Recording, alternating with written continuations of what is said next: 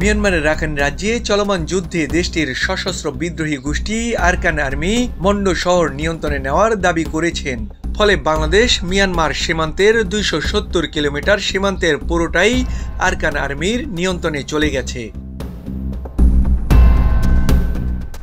দখলের পর নাব নদে আরাকান জলসীমায় অনির্দিষ্টকালের জন্য সব ধরনের নৌযান চলাচলের নিষেধাজ্ঞা জারি করেছে তারা।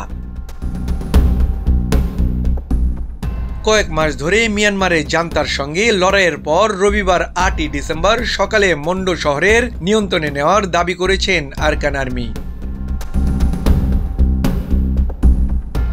সোমবার ৯ই ডিসেম্বর মিয়ানমারের গণমাধ্যম ইরাবতী এক প্রতিবেদনে এ কথা বলা হয়েছে। এদিকে বাংলাদেশ সীমান্তবর্তী জল ও স্থলপথে টহল জোরদার করেছে কোস্টগার্ড ও বিজিবির সদস্যরা। মোয়াজ্জেম হোসেন, চলমান বিশ্ব।